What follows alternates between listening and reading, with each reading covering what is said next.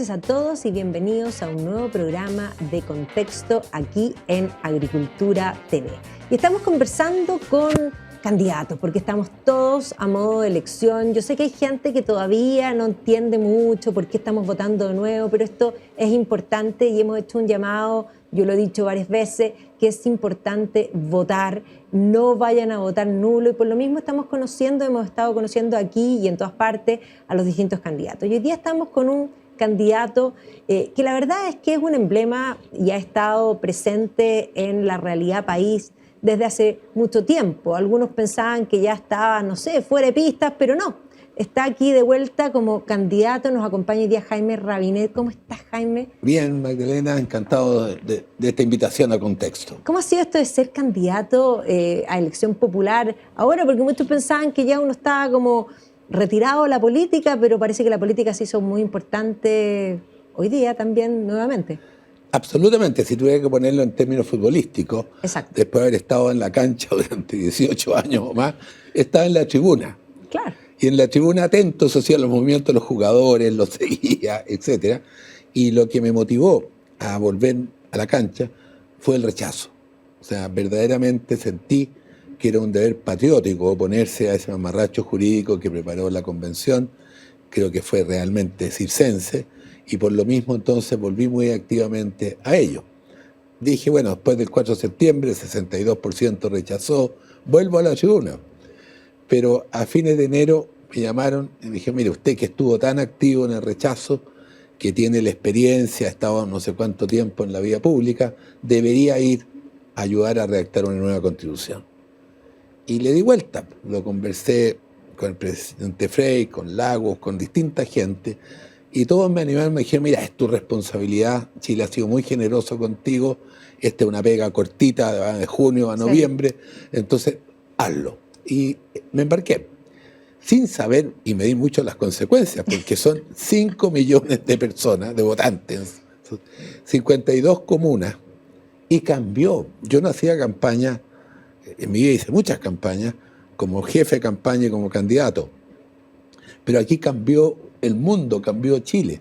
Antes tú hacías puerta a puerta, hoy día nadie te abre la puerta por miedo a la delincuencia, entonces tienes que hacer auto a auto. Claro. En mi época no existían las redes sociales, hoy día básicamente redes sociales, radio, comunicaciones, como este tipo de programas. Entonces ha sido totalmente distinto ambientarme a una campaña y además sin partido político, porque yo soy independiente y cada partido tiene su estructura y no me metido con ello, pero he armado una cosa absolutamente transversal, o sea, y muy generoso. O sea, hay gente como la María Angélica Cristi o Alberto Cardemil, que es gente más bien de derecha, con un Fulvio Rossi o un Felipe Arboe, ¿te fijas? Entonces, un horizonte político bastante grande y básicamente lo que busco, me dicen, es que lo que les valorizan es la experiencia, la capacidad de llegar a acuerdos, de hacer una constitución que nos una.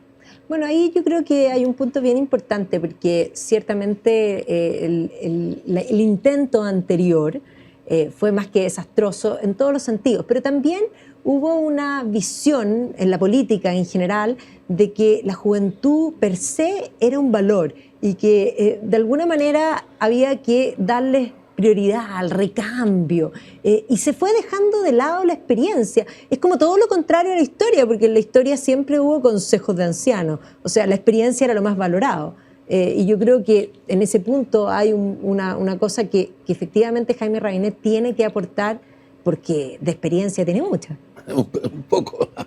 Pero, a ver, yo creo que siempre quienes hemos sido jóvenes hemos sido contestatarios. Sin duda. O sea, con los padres, con los adultos, con la estructura. Lo encuentro bastante razonable. Si a mí lo que me llama la atención es que la generación actual no es tan joven. No. Tienen todo del orden de 35 años. Se supone que a esa edad han trabajado, han vivido, han pasado un poco por la vida. Y la verdad es que gran parte de la generación que hoy día está en el gobierno vienen de institutos universitarios, de ONG, de academia o de la Cámara de Diputados, que no es precisamente un gran lugar para formarse. Entonces, en verdad creo que se les prolongó la soberbia. Todos los jóvenes hemos sido un poco soberbios. Sí. Pero a los 35 ya uno se le pasa. Entonces, tienen un poquito como el síndrome así como de Peter Pan. Exactamente, yo he sentido que se ha prolongado esta etapa de soberbia y como además son bastante inexpertos, porque no han estado en el aparato del Estado ni han estado en la vida real, lo que lo convierte además en ineficiente. Y una de las características, en mi opinión, de este gobierno es que no solo ha sido inexperto, sino ha sido ineficiente. Sin duda, bueno, hay varios temas constitucionales profundos que tal vez no se han ido hablando mucho porque están todos en los candidatos, quiénes son, pero una constitución, lo que nos quedó claro es que las constituciones en general, bueno, son para proteger a las personas del Estado, y eso es algo porque se prometía que era como una varita mágica que iba a solucionar todos los problemas. Y era fue como la confusión, más bien fue la confusión de la deseo. convención. Yo un poco, Magdalena, digo que creyeron que la Constitución era una carta al viejo pascuero. Claro. O sea, pusieron todos sus sueños, frustraciones, aspiraciones, etcétera. Y la verdad es que, como tú lo dices muy bien, la Constitución no es la varita mágica que resuelve los problemas de un país. Las constituciones básicamente establecen los derechos de las personas, las protecciones que tienen que tener las personas frente al Estado y el poder, organizan el aparato público, organizan las redes del Estado. Esa es la clave de las constituciones, y las buenas constituciones son breves y no son programas de gobierno. Piensa tú que la Constitución americana viene de 1787, de la Convención de Filadelfia, y desde entonces, claro, ha tenido enmiendas, pero permite que haya un Bush, un Obama, un Trump y un Biden. Claro. ¿Para qué decir desde la Carta Magna de Inglaterra, ¿no es cierto?, más antigua todavía? Entonces, en verdad, yo creo que es muy importante que una Constitución contemple estas definiciones básicas y que permita que el juego democrático vaya variando, cambiando e implementando políticas públicas o leyes, ¿no es cierto?, que vayan materializando la Convención. Yo creo que la Constitución no puede tener muchos adjetivos, debe tener más sustantivos, y los adjetivos se los vamos poniendo en las leyes y en las políticas públicas. Sin duda, con respecto a la estructura del Estado, yo creo que hay un tema que sería bien interesante conversar, particularmente por su experiencia. Usted fue ministro de Defensa, y una de las cosas que han estado, y sobre todo mirando el texto que no fue, donde básicamente se pretendía refundar, por una parte, pero que no aparecía, quedaba totalmente fuera dentro del texto el caso de Carabineros. Pero con respecto a las Fuerzas Armadas, ¿cómo deberían quedar? Bueno, yo soy partidario de mantener el capítulo 11 de la actual Constitución del 2005 del presidente Lagos y que viene desde antes. Creo que es muy importante que la Constitución defina en un capítulo especial cuáles son las funciones, las atribuciones de las Fuerzas Armadas y de las policías, su mecanismo de ingreso, sus escuelas matrices, sus sistemas de promoción, el nombramiento de sus comandantes en jefe. Creo que eso es clave que esté en la Constitución, como también cuáles son sus roles en los estados de excepción. Nuestras Fuerzas Armadas son básicamente para defender la soberanía externa frente a enemigos que pudieran atentar contra la integridad de Chile. Y solo por la vía de la excepción deberían participar en el orden público, y también por excepción, y lo hacen bastante bien, cuando tenemos calamidades, estados de catástrofe, terremotos, tsunamis, incendios forestales. Entonces creo que eso debe quedar muy claro en la Constitución, porque lo peor es cuando las Fuerzas Armadas toman un rol permanente en el orden público, porque no están preparadas para ello. Claro. Y Carabineros y Gendarmería y la PDI deben estar en la Constitución definiendo sus funciones básicas también, porque tienen cada una responsabilidades a nivel general que deben cumplir y tienen que tener una carrera, no es improvisación. Por tanto, soy claramente partidario de incluirlo en un capítulo especial y lamento que los expertos no lo hayan incluido como un capítulo especial hasta el momento. Si soy electo, voy a luchar por reincorporar ese capítulo en la Constitución y espero que todos los que votamos rechazo estemos dispuestos a reincorporar tal función en la Constitución. Con respecto a los expertos, han estado conversando varias cosas y en varias cosas podríamos decir tal vez han dejado como vago, diría yo, ciertas ciertas cosas que son esenciales, de lo que llevan ahora, porque todavía, es más, yo creo que la ciudadanía hoy día está bastante ciega con respecto a lo que están trabajando los expertos, porque yo diría que la opinión pública está concentrada en problemas contingentes que nos están pasando y que nos tienen muy preocupados, particularmente la seguridad, la migración, que un poco van combinados. Pero mientras tanto y en silencio por atrás, los expertos han estado trabajando en algo que les va a llegar a ustedes prontamente. Esperamos. Esperamos. Esperamos. Ellos tienen que terminar su trabajo a fines de mayo. Y si bien partieron, en mi opinión, muy bien, con la canción nacional, con la bandera, ordenadito, eligieron su mesa directiva por unanimidad, yo creo que había una suerte de buenismo que me preocupa en la centro derecha, de empezar a aceptar ideas que venían de la antigua convención y el texto que prepararon, y no han sido suficientemente firmes para poner cotos. Me preocupa el que no sean capaces, por ejemplo, de haber mantenido el capítulo 11 de la actual Constitución. Me preocupa, por ejemplo, que en materia de vivienda, que hubo una gran polémica en la convención en que votaron contra la vivienda propia en favor de la vivienda digna. Yo soy partidario de la vivienda digna, pero la trampita es que la extrema izquierda y los comunistas son partidarios de que las casas sean construidas y sus dueños sea el Estado, y que a ti te la arrienden. Sí, claro. Y cuando peleaste con el alcalde o con el jefe comunista, te quitan la casa y terminas viviendo en putre, digamos, porque no tienes casa.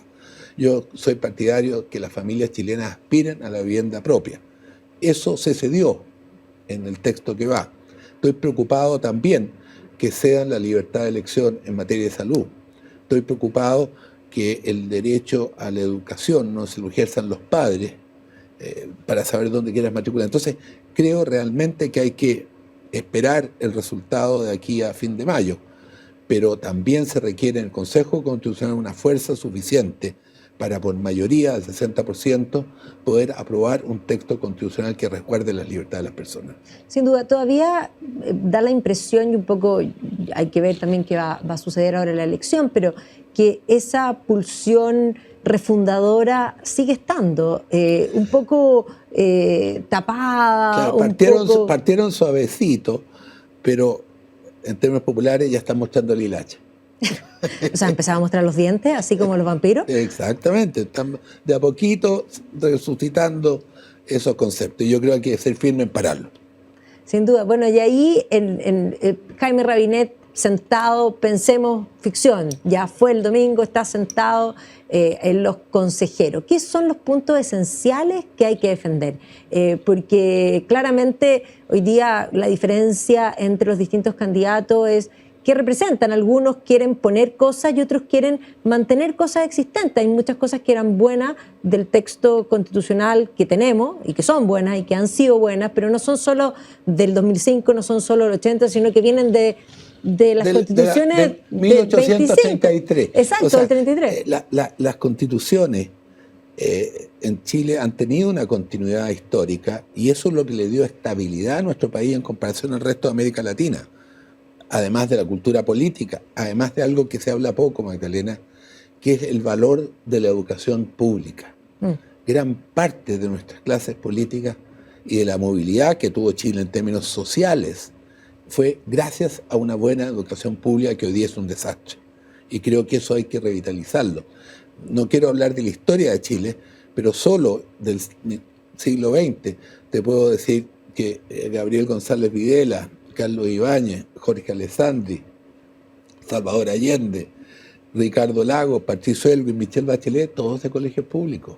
Por favor, o sea, es muy importante mantener la calidad de la educación pública muy fuertemente. Y a mí me preocupa que no está en la Constitución, hoy día haya caído en forma tan brutal que colegios como el Instituto Nacional, que era top 10, hoy día es top 200. Cuando era alcalde, en los años 90, había 30 postulantes por cada matrícula. Hoy día sobran las matrículas. Graduábamos 400 niños en cuarto medio todos los años en la prueba de aptitud académica. Al menos 70 tenían puntajes nacionales. Mira la diferencia. O sea, me preocupa muy brutalmente ese aspecto. Creo que hay que meterle mano muy firmemente. ¿Qué nos pasó? Yo creo que hubo, culpo fundamentalmente a la tómbola. Esta idea del gobierno de Michelle Bachelet, en que a los colegios no se entraba por examen mérito de admisión, mérito y puntaje, sino por la suerte. Y ahora que he estado en contacto con la gente de la región metropolitana, he visto mamás llorando en San Miguel, porque resulta que querían matricular a alguien en San Miguel y salió sorteado en Recoleta, o en Lampa, que le salió sorteado la Cisterna o Pedro Aguirre Cerda. Es un absurdo, o sea, verdaderamente. Y el Instituto Nacional, el Liceo 1, el INBA lo han destruido, porque tú seleccionabas los mejores. Sí, claro. Y era un colegio de excelencia. Y ese colegio de excelencia irradiaba hacia el resto de los liceos de Chile la calidad de la educación pública. Entonces, eso me preocupa. Realmente no es materia constitucional. No, pero si supuesto. pudiera, metería un artículo abajo la tómbola. O sea, volvamos al tema antiguo. Pero aparte de la tómbola, y aquí un poco la experiencia como alcalde de Santiago, yo diría que no solo fue la tómbola, sino que hubo una politización y una manipulación desde el interior de los colegios donde un grupo pequeño, porque sí, fue un grupo pequeño, decidió sentarse sobre todo el resto. Claro, y no aplicar la debilidad, en mi opinión, de los alcaldes, de no aplicar la disciplina. Te digo, para mí el que empieza a tirar bombas para afuera, expulsado del colegio. Y el papá que viene a reclamar para afuera también. Si ahí hay mucho padre que ha sido parte de las bombas, de los molotov, de los uniformes blancos. Entonces yo creo que hay que ponerse serio. Y lo mismo respecto a los profesores. Era un lujo los rectores que había antes en términos de manejo de su colegio con respaldo. Hoy día, te digo, ha pasado en el INBA, en que el rector que quiere aplicar la ley de violencia en las aulas, la alcaldesa lo echa. Por favor, entonces, ¿en qué estamos? O sea, hay una suerte de avalar ese tipo de desórdenes en los colegios. Y eso repercute en general. Además, un colegio de profesores que es una mafia política y que cumplió el récord en el mundo de estar 1 año y medio sin clase. Ojalá que les paguen el sueldo y no hagan clase. O sea, verdaderamente yo encuentro que algo que yo volvería atrás sería descentralizar efectivamente la educación.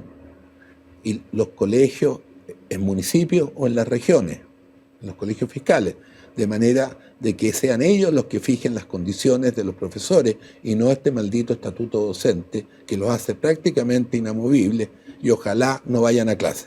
Fantástico, así estamos. Bueno, el estatuto docente lo que hace es impedir que un profesor malo pueda ser expulsado. Por supuesto, y además avalado por los últimos ministros que no quieren la evaluación docente. No, claro. Piensa tú que en mi época tuve problemas porque el Instituto Nacional es el liceo 0, prácticamente. Entonces, si yo pasaba a un profesor, faltaban profesores de matemática, por ejemplo, en el liceo 10, si yo sacaba un profesor del 5 al 10, lo estaba desmereciendo en términos profesionales, por pasarlo del 5 al 10. Entonces así la cosa no funciona. Podían haber profesores sobrantes en un liceo y faltantes en otro y tú no podías cambiarlo. Entonces creo que es algo que ojalá se pueda ir modificando. Si queremos mejorar la educación pública hay que subirle el estatus a los profesores, subirle su sueldo, pero que cumplan, que hagan mérito y que enseñen. Y ojalá no enseñen solo la materia, sino también valores, que es muy importante para la formación de los jóvenes. Sí, ahí hubo un problema también, ya que nos metimos un poco en educación, podríamos decir, en los contenidos, en el currículum, que abandonó ciertas cosas esenciales que se están notando demasiado a nivel país. Absolutamente, o sea, para mí el haber abandonado fuertemente o bajar como opcional la filosofía, el no tener educación cívica los 2 últimos años de educación media, lo encuentro una torpeza absoluta. O sea, creo que tú tienes que, en términos de instrucción hoy día, tú puedes aprender durante toda tu vida, sí, pero los valores básicos tienes que aprenderlos en tu educación media, básicamente. ¿Habrá sido eso? Mi visión es que sí, deliberado, porque viendo todo lo que nos pasó ahora como país, era bastante instrumental que la gente comprendiera poco. No lo sé, fíjate, realmente creo que fue una falla. Yo que reivindico los 30 años de la Concertación como una etapa de mucho progreso, Creo que nos preocupamos mucho de nuevos colegios físicos, de extender la jornada, que fue muy importante, pero nos preocupamos poco de la parte cualitativa. Y creo que eso es una falla que nos está pegando hoy día. Respecto a eso de preocuparse poco de lo cualitativo, aquellos que quisieron refundar el país, que todavía están presentes, construyeron un relato, pero un falso relato, porque efectivamente denostaron con gran fuerza y con ahínco, podríamos decir, los 30 años como, es más, todo comenzó con la consigna, no fueron 30 pesos, fueron 30 años. Y básicamente eso, podríamos decir, hizo eco en un comienzo y ya hicimos toda la bajada, vamos de vuelta. Esto ha sido como un loop, así como una montaña rusa. Ese fue el movimiento octubrista, en el fondo, que culminó el 18 de octubre del 19, donde un gobierno muy débil no fue capaz de detenerlo y pararlo a tiempo.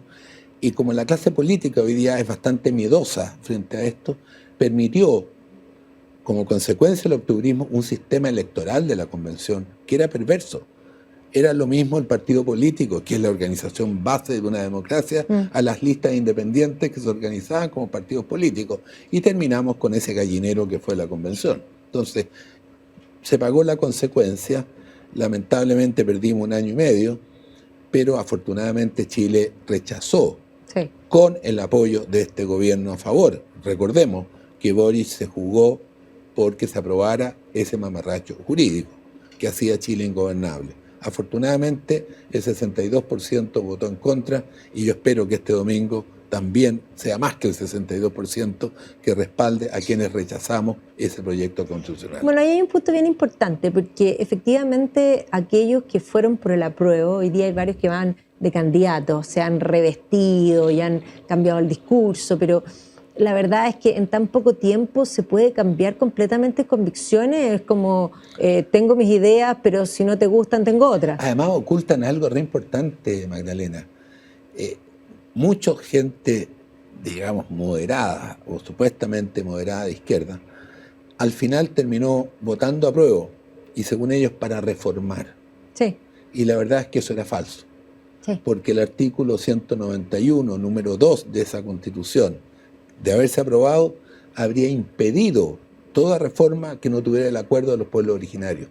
Requería un plebiscito de los pueblos originarios, porque como estaban en la Cámara, en el Senado, en el gobierno, todo era, hasta en el Poder Judicial, todo era paritario, ¿no es cierto?, con el pueblo originario, terminabas, ¿no es cierto?, esclavo, un verdadero cerrojo por parte de los pueblos originarios para cambiar esta Constitución. Y eso nunca lo han sido capaces de enfrentarlo. O sea, los que decían apruebo para reformar, estaban de alguna manera ocultándole a los chilenos ese articulito que lo impedía. Pero no solo el articulito, porque hay que pensar que los socios del otro lado era el mundo, el comunismo y el Frente Amplio, que en la historia nunca han permitido ningún cambio. Una vez que toman el poder, no lo sueltan más. Correcto, pero en la Constitución es efectivo.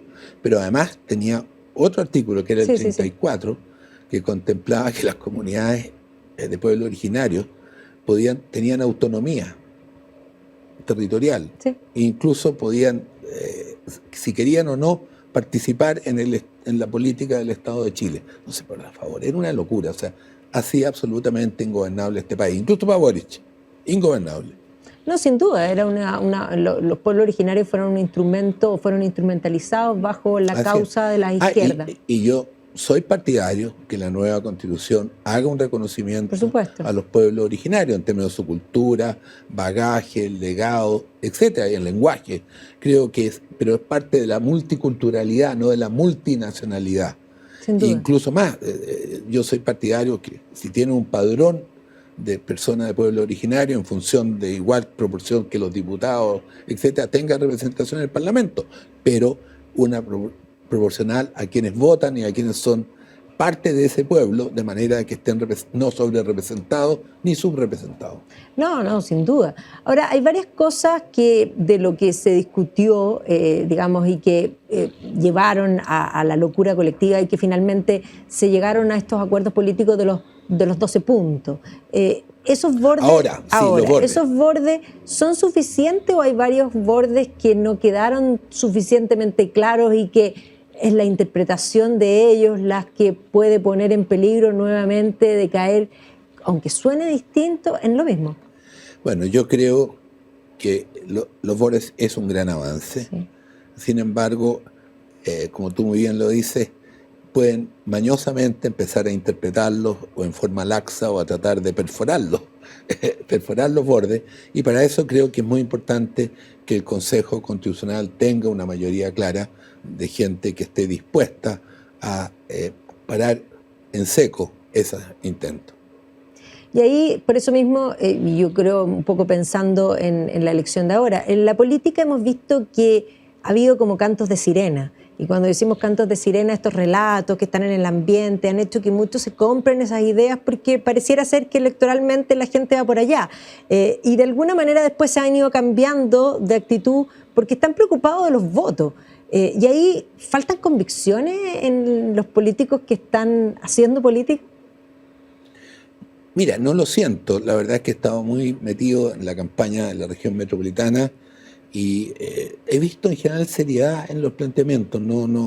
¿Qué quieres que te diga? Hemos tenido poca ocasión de confrontarnos, así que no ha sido fácil saber qué están pensando, pero sí en las ocasiones que he estado en foros con la gente del Frente Amplio, siguen esclavos a sus mismas ideas. Sí, sí, sí. O sea, pero no han cambiado un ápice. Y el Partido Comunista se disfraza, pero al final todos sabemos lo que es. Entonces, realmente creo que no. No, en ese sentido estoy claro que. No veo un cambio. No, mi pregunta va más bien por aquellos que supuestamente tienen ciertas ideas, pero que finalmente por buenismo, por como se llame, están dispuestos a ceder en cosas que en rigor uno debiese defender hasta el final.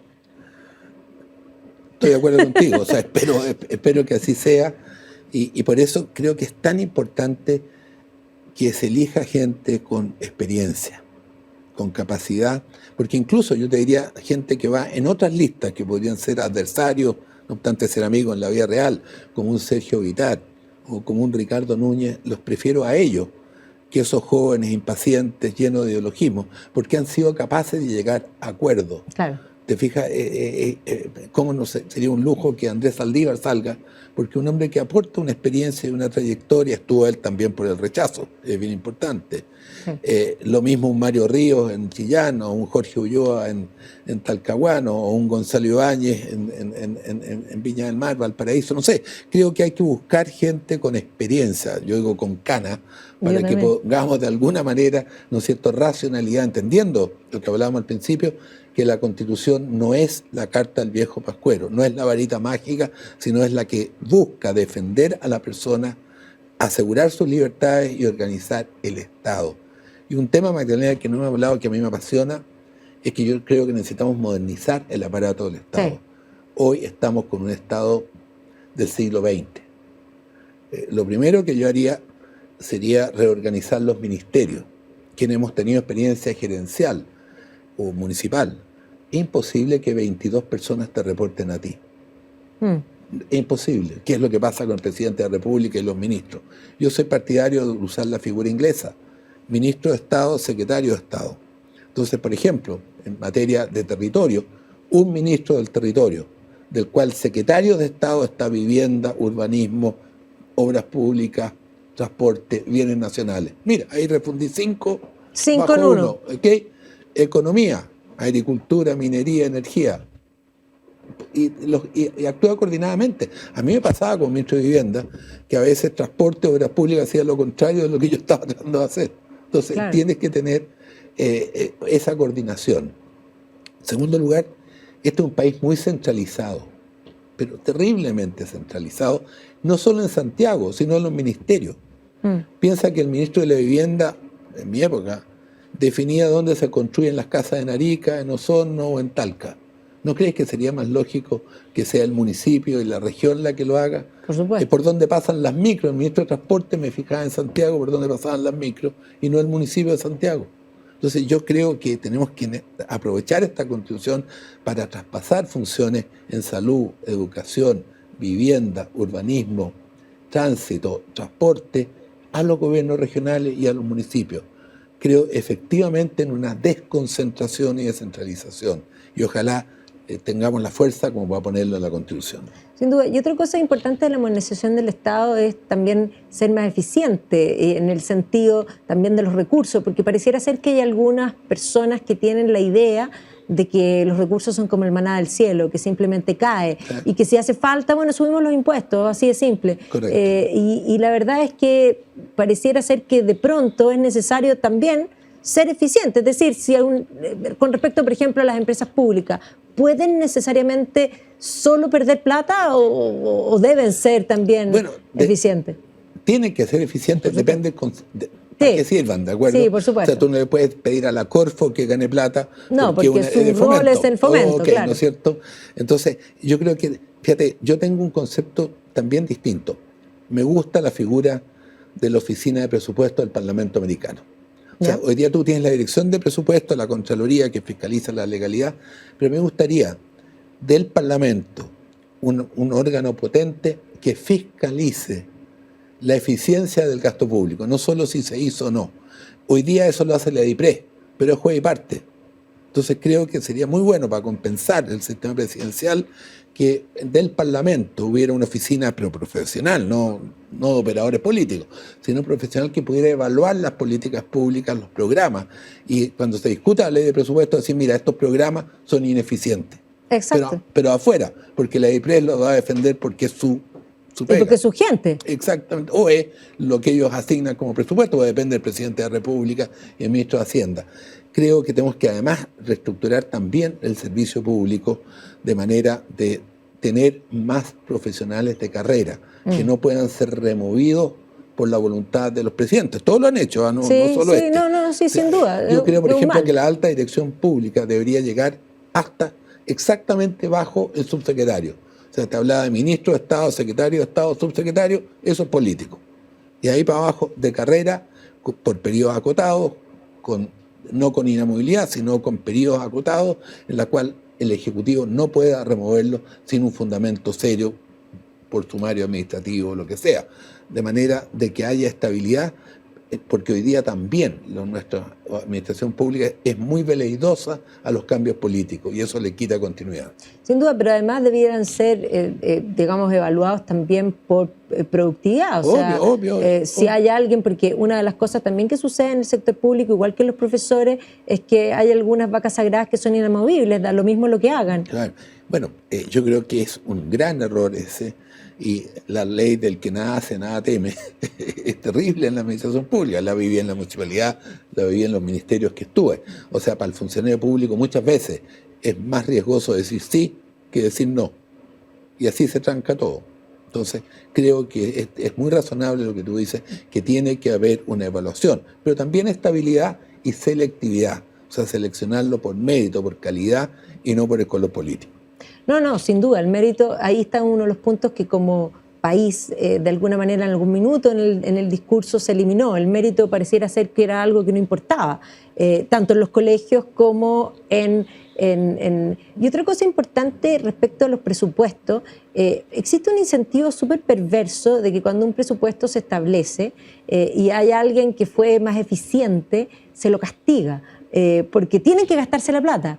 Eso no debiese ser así. En cualquier empresa privada, si tú lograste hacer un ahorro, eso se celebra. Aquí se castiga. Porque si no lo gastas al año siguiente no te dan lo mismo. Entonces, ahí hay un incentivo por eso es tan importante, porque eso es política de la dirección de presupuesto. Sí, claro. ¿Me explico? Entonces, por eso creo que tiene que tener un contrapeso. Algo externo. Un contrapeso que evalúe, no a la luz del ahorro de la plata, sino evalúe si el programa X está funcionando o no está funcionando. Y que eso sea un contrapeso a la dirección de presupuesto en la discusión presupuestaria todos los años. Y para mí eso debería estar radicado en el Parlamento, como es la Oficina de Presupuesto del Congreso Americano, que es muy fuerte.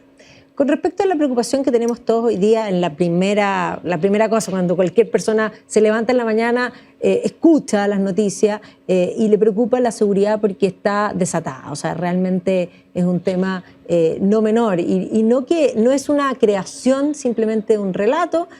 A mí me toca mucho y en la vida viajar a México. Y yo cuando estaba, no sé, tomando desayuno en el hotel en México, veía las noticias y decía, menos mal que Chile está a años luz de eso. Pero hoy día pareciera ser ya no. O sea, realmente es real, el problema es real. Mi experiencia, hacemos? Magdalena, después de 2 meses de estar en campaña y de haber estado en Puente Alto, San Bernardo, Pedro Aguirre Cerda, el Renca, Quilicura, el mayor problema hoy de los hogares chilenos es el miedo, Sí. es el temor a la delincuencia. Piensa que con Manuel José Osandón fuimos el 8 de marzo, el Día de la Mujer, a un encuentro con dirigentes en la Plaza Yungay de Santiago, donde Sí, vive el sí, sí. presidente de la República. Y las señoras dirigentes nos decían, nosotros al dejar a nuestros niños en la escuela o en el liceo a las 8 de la mañana, tenemos que ir inmediatamente a hacer las compras, porque en este barrio los delincuentes se empiezan a levantar tipo 10, 11 de la mañana y nos quitan las carteras, las compras, los celulares y todo. Estoy hablando del barrio Yungay. Piensa lo que pasa en Puente Alto, en San Bernardo. Es un temor impresionante. Cambió la naturaleza del delito. Sí, Nosotros no teníamos los motochorros, los que matan por encargo, los sicarios, ¿no es cierto? El tipo de arma automática que hoy día funciona en todos lados.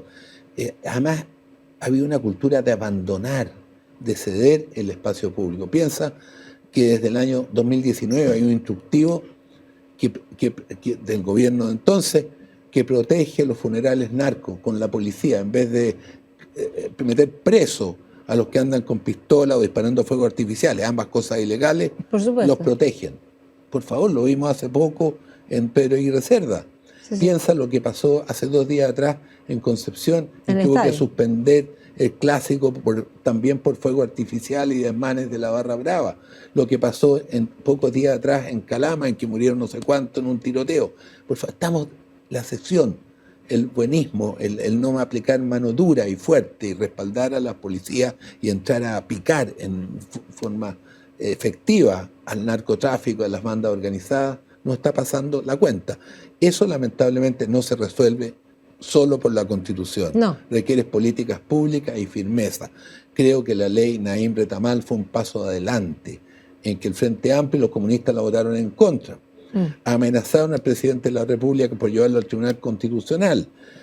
Murió desafortunadamente Daniel Palma, el cabo baleado, y el presidente se apuró, la promulgó. Gran paso. Pero mira lo que pasó. ¿La borran con el codo? Una semana después mandan la ley de uso de la fuerza, de reglas de uso de la fuerza, que le está quitando todo el piso a esa ley Naim Palma, ley Retamal. O sea, está en el Parlamento, no se ha aprobado, pero es una contradicción muy fuerte. Yo siento que en la Constitución deberíamos al menos establecer 3 artículos. Primero, que es obligación y responsabilidad del Estado mantener el orden público. Tú que eres filósofa e historiadora, el Estado surgió para defender a la población de los ataques exteriores y para generar la paz interior, porque antes era la ley de la selva, pues, la ley de la selva, cada uno hacía justicia. Entonces, el Estado surge para el orden interior. Entonces, para mí es fundamental que la Constitución diga claramente que es función del Estado y responsabilidad mantener el orden público y proteger e indemnizar a las víctimas. Yo creo que eso es clave que esté. Segundo, el sistema judicial chileno favorece más al delincuente que a la víctima. Incluso hasta le pagamos el abogado con los impuestos al delincuente. Pero no a la víctima. No a la víctima. Entonces, por favor, soy partidario de crear la Defensoría Nacional de las Víctimas en la Constitución al mismo nivel de la Fiscalía, para que le haga el peso a la Fiscalía, al Poder Judicial y a las policías, para que las víctimas tengan defensa estatal para ejercer sus derechos, poder ser recompensados y que los delincuentes vayan a la cárcel. Tercero, en materia de inmigración, soy ilegal.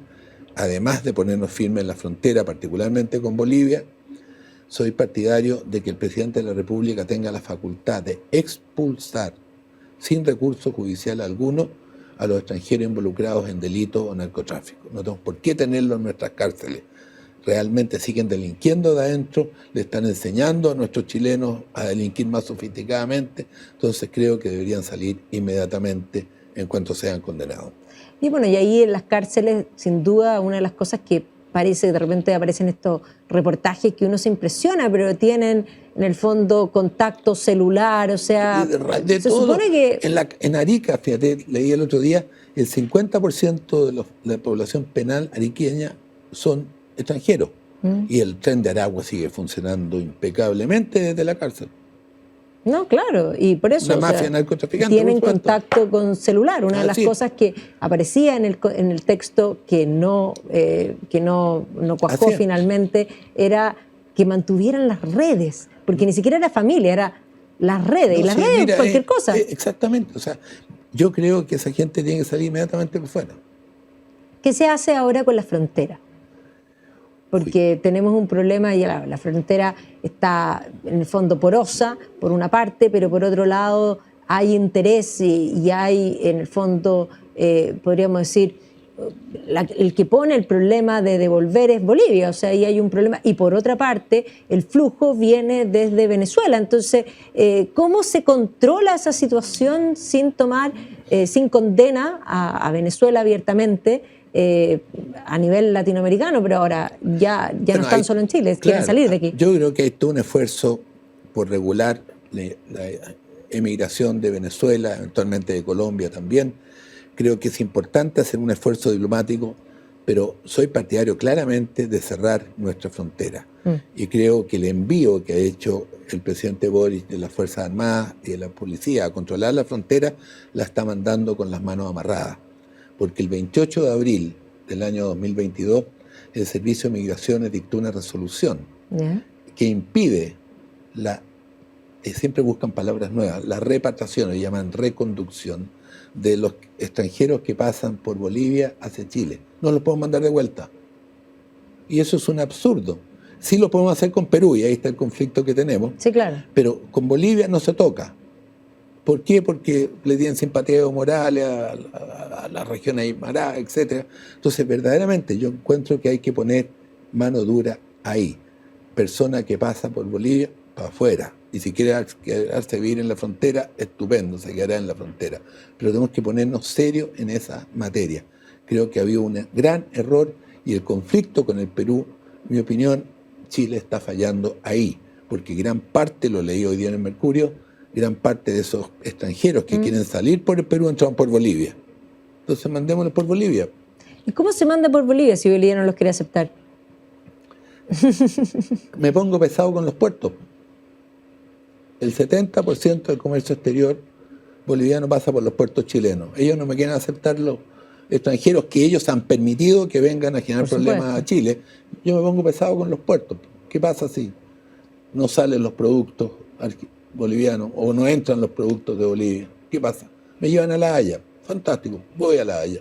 3 años de juicio, veamos qué hacen por mientras. Por favor, le hago así. O sea, ¿el Estado ha ocupado o no ha querido ocupar las herramientas que podría tener? Obvio, porque en el fondo tienen una simpatía enorme. En el mamarracho jurídico que hemos hablado, se creaba en la práctica una suerte de nación aymara con Bolivia, que es el sueño de Evo Morales. Evo Morales quiere crear la nación aymara en el sur del Perú, en el norte de Chile y con Bolivia, así salen al mar, pero Perú ha sido mucho más categórico, le prohibió la entrada de Evo Morales al Perú. Nosotros tenemos, o este gobierno chileno, una especie de simpatía con el régimen boliviano. Yo no tengo nada, me encanta el pueblo boliviano, pero creo que hay que ser muy serio. Ellos están permitiendo que delincuentes, narcos de Venezuela estén pasando ilegalmente por el territorio de Bolivia hacia Chile. ¿Quién es culpable? Bolivia. ¿Por qué no los para antes de entrar? Por supuesto. Y nos lo manda a nosotros y después no quiere que los repatriemos. Por favor, pongámonos serios. ¿Qué se hace ahora con estas familias que hoy día también la atención está puesta sobre, porque son como 150 más o menos personas que están ahí varadas? Porque ciertamente dentro de las propuestas aparecían estas ideas de poner ciertas instalaciones del Estado que de alguna manera les dé lo mínimo humanitario, porque están ahí sin poder moverse, están sin papeles. No, yo creo que hay que buscarle una solución de emergencia, pero insisto, yo creo que a esa gente hay que repatriarla por donde entró, y entraron por Bolivia. Hoy día el colapso que hay en Arica, en Iquique, en Antofagasta, de inmigrante ilegal, y en Santiago y en todas nuestras comunas. El otro día estuve en Melipilla, Talagante, y es impresionante. Lo que es Maipú, los campamentos ilegales que hay de inmigrantes, por favor, hay que ponerle atajo a eso. Bienvenido el extranjero que entra por visa consular, que viene a trabajar. Nuestros campos están llenos de temporeros, nuestra construcción está llena de trabajadores haitianos que son muy cumplidores. Gran parte de los sistemas de salud tienen estupendos médicos venezolanos, enfermeras que están trabajando aquí. O sea, bienvenido la migración legal, pero la ilegal tenemos que pararla en seco. ¿Qué pasa también con nuestro, podríamos decir, sistema, digamos, de migraciones y de validar papeles? Porque pareciera ser que también hay un tema que tiene una lentitud importante, porque así como hay gente ilegal, hay gente que estuvo legal, que tuvo carné, que de pronto se le venció y que están intentando, pero es algo impresionante. Pero no solo los extranjeros, Magdalena. No, sí, trata de sacar carnet de identidad, trata de sacar pasaporte y te dan horas como por 4 meses. No, yo creo que ahí hay una negligencia del registro civil y lo lógico para salir de este taco es que trabajaran 24 horas. O sea, a un servicio continuo y pongámonos al día. Y después volvamos a las 8 o 10 horas al día de público. Pero hoy día, el atochamiento que hay y las colas que tuve en el registro civil, y trata de sacar carnet de identidad, te lo dan no sé cuánto tiempo. No solo carnet de identidad, carnet de manejar también, o sea, las municipalidades ahí tenemos... Claro, es distinto, pero el registro civil, te digo, en mi opinión, si yo estuviera a cargo, 24 horas, con turno, y salgamos de este taco porque verdaderamente hay un atochamiento muy grande. Sin duda, sin duda. ¿Qué se hace con respecto, porque ya estamos hablando de migración, de crimen, y ahí tenemos el tema del narco, y el narco está tremendamente instalado, bien, usted manifestó que hubo este funeral, que ya es como, claro, cada cierto tiempo los tenemos, y es más, durante el llamado estallido, entre comillas, veíamos los fuegos artificiales, ya todos sabemos que los fuegos artificiales son narcos, y los fuegos artificiales salían precisamente de la Plaza Italia, y por lo tanto ellos estaban metidos ahí, o sea, estaban pagando, habían intereses, había una mezcla de política con narco. Obvio. Bueno, y lo que pasa en la Araucanía también, o sea, entre el robo de madera, el narcotráfico, etcétera, una cosa que está... Mira, yo creo que no ha faltado inteligencia para abordarlo en forma integral. Y hay responsabilidad, en mi opinión, de la aduana.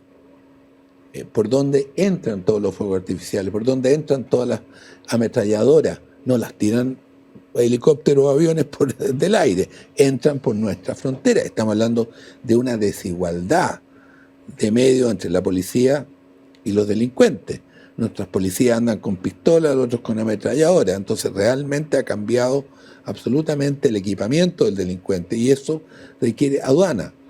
Todo el tema narcotráfico requiere una suerte de mayor presencia de impuestos internos y de la superintendencia de asuntos financieros para controlar los bancos y todo el ingreso y movimiento de dinero. Yo creo que nos falta inteligencia en forma más integral, además de respaldar a Carabineros, para hacerle pesquisa y poder controlar al narcotráfico en forma más eficiente. Bueno, ahí hay un tema que ha salido muchas veces sobre la mesa, sobre todo desde la izquierda, que rápidamente para poder solucionar este tema hablan de levantar el secreto bancario. Pero hay una ley que establece que las transacciones altas ya hoy día deben ser informadas. Absolutamente. Claro, entonces, Hoy día tú tienes los elementos sin modificar ninguna ley.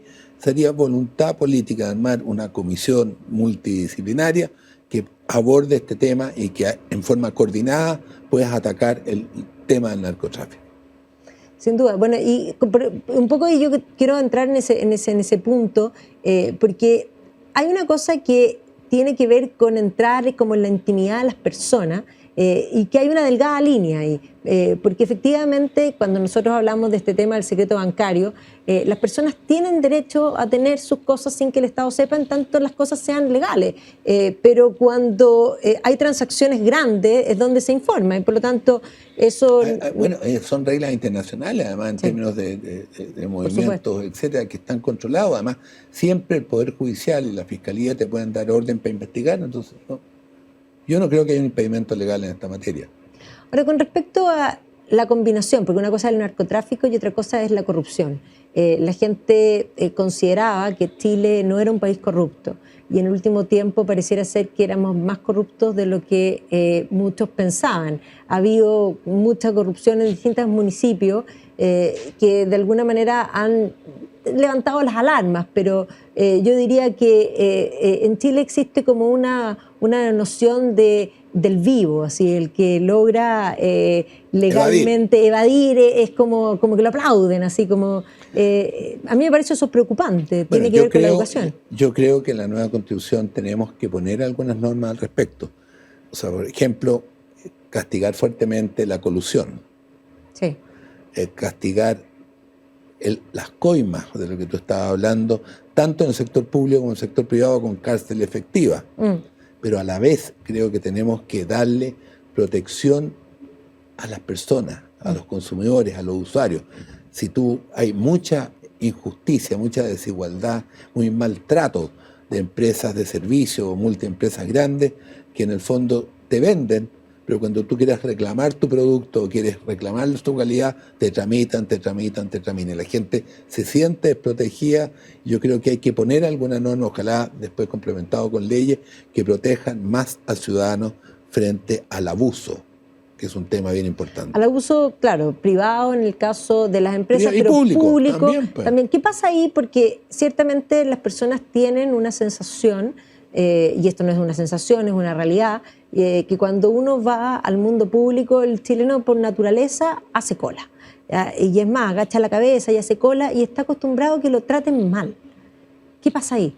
Porque hoy día no pasa nada. Correcto, yo creo que hay que dar, especialmente, te diría el tema más fundamental de todo es las listas de espera en la salud. Yo creo que ahí hay que meterle mano y por eso mismo encontré un error los que están buscando estatizar todo el servicio de salud, porque si hoy día está colapsado, te puedes imaginar qué pasaría si los 3 millones de gente que hoy día está en ISAPRE se mete a la FONASA. Es imposible. Entonces hay que buscar soluciones. Yo soy partidario de que el Estado asegure un plan mínimo de salud para todos los chilenos, pero que tú tengas libertad de elección, te atiendas en lo público, que hay que mejorarlo, o en lo privado y pagarás la diferencia. Pero creo que tiene que ser y además la salud deberíamos centrarla en las regiones, los gobiernos regionales que compitan y que no puede ser que el servicio de salud esté manejado desde la calle Lo mismo que Monjita. estábamos hablando Exactamente. Descentralicemos, hagamos que los hospitales tengan cierta autonomía y que puedan funcionar con mérito y con estímulos de manera de que sean más competitivos. Yo pondría a la región a cargo de la salud. No, el gobierno central dicta política, pero la ejecución de salud, de vivienda, de urbanismo, la hacen las regiones y los municipios. Y además hay cosas que son de salud primaria que podrían mejorarse bastante porque, no sé, la salud primaria atiende bastante bien. El problema es que topan el techo muy rápido. O sea, si alguien se quiebra, no tienen radiografía. Claro, pero pasa además lo siguiente. Como hay la salud primaria depende de los municipios. Sí. Y la salud secundaria y terciaria, los hospitales, clínicas del Estado, cuando tú haces la atención primaria, los hospitales tienden a repetirla, porque no confían en la salud primaria. No hay coordinación, eso lo vi como alcalde. Sí, claro. Entonces, te hacían un examen o un diagnóstico en la salud primaria, llegabas al hospital, te tenías que repetir lo mismo. Es un absurdo, es un mal uso de recursos. Además, el otro punto clave es la subutilización de los hospitales públicos. Mientras la clínica alemana o indisa tienen 24 horas prácticamente sus pabellones quirúrgicos ocupados, a las 2 de la tarde en un hospital no hay nadie. O sea, perdón, los funcionarios administrativos, pero los médicos se han ido todos y no operan más. Entonces es un absurdo, por favor. Tenemos toda una estructura hospitalaria que está subutilizada porque los médicos y el personal clínico no está todo el día disponible para atender. ¿Y eso es porque los médicos están parte en el hospital y parte de su consulta privada? Yo creo que en gran medida sí. Yo creo que ahí hay una falla bastante grande del servicio público. Wow, eso es, bueno, ese es uno de los temas que más le preocupa a la ciudadanía, porque sin duda era, en el fondo, salud. Claro, y eso no se arregla con la Constitución. Eso no se arregla con la Constitución. Y pensiones, porque, por ejemplo, ahí también hay una actitud que venía de la Constitución anterior de estatizar y de básicamente terminar con la cotización individual, esa pulsión hacia el reparto. Así es. Mi idea como derecho social en la Constitución es que debemos asegurar una pensión mínima común para todos los chilenos, incluyendo las dueñas de casa, incluyendo el personal en retiro de las Fuerzas Armadas y de Carabineros, de manera que todos los chilenos tengamos una pensión básica mínima común. O sea, una PGU universal. Una PGU universal, ¿Ya? financiada por impuestos. Perfecto. Y que el ahorro individual previsional sea tuyo, heredable, y que te lo pueda administrar un ente público o un ente privado a tu opción. Bueno, esa es una muy buena solución que yo creo que sería bastante, salomónico, pero no va a ser lo que la izquierda quiere. Correcto, pero ahí es bien importante. Con el 10% de cotización nunca habría una buena pensión. No. En todo el mundo es un 20%, o sea, yo creo que el paso de ir a un 6% gradual me parece razonable. Pero nosotros pasamos del reparto con un 20% a un 10%. Eso ya fue un error. Pero además nunca se consideró las lagunas. O sea, el problema de las pensiones y las malas pensiones no tienen que ver con las AFP. Tiene que ver la insuficiencia de la cotización y las lagunas. Exactamente. Exactamente, yo creo que ahí está el punto. ¿Y qué se hace, por ejemplo, con respecto a las lagunas? Porque hoy día hay una ley que establece, por ejemplo, que la gente que es en el fondo independiente, poco a poco han tenido que ir cotizando. Pero además ahí hay un tema bien complejo, porque aquellos que somos independientes y somos Mateo, que nos cotizamos todo el tiempo, estamos cotizando el doble. Dos veces. Sí, ¿por qué? Porque ahora por ley te obligan a que el 10% también vaya de cotización, pero si yo ya me coticé, debieran no cotizarme. No, es curioso. O sea, hay un pequeño porcentaje todavía, del pero honorario, quedan 2 años más para que sea el 10% completo. Exactamente. Yo creo que, bueno, eso debe resolverse, pero yo insisto, creo que debe haber una pensión mínima garantizada para todos los chilenos, y sobre esa base tu cotización previsional vaya en tu beneficio, de tu heredero, y que sea administrado por un ente público o privado. Bueno, esperemos ahora que este domingo salga electo don Jaime Rabinet para que todas estas ideas puedan por lo menos discutirse, porque ciertamente va a haber que conversar, va a haber que convencer y va a haber que negociar. Y por lo tanto, aquí yo creo que la experiencia negociadora tiene una muñeca bastante más fuerte que aquellos que básicamente pasaron, yo diría, de la mesada familiar a la dieta parlamentaria y de ahí directamente a la política y un poco al sueño utópico. Correcto. Yo creo que es clave entender, Magdalena, que la nueva Constitución tiene que ser un factor de unidad, aprobada, ojalá muy transversalmente, pero que tiene que tener las ideas fuerzas que consagren la libertad y protección de la gente y la modernización de nuestro Estado de Chile. Sin duda, sin duda. Bueno, esperemos ahí que salga electo y veremos hacia adelante para tratar de unir a este país, porque por Dios que hace falta. Sin duda. Muchas gracias, Magdalena, por esta entretenida conversación. Gracias, Jaime. Gracias a todos ustedes por acompañarnos y nos vemos la próxima semana aquí en Contexto.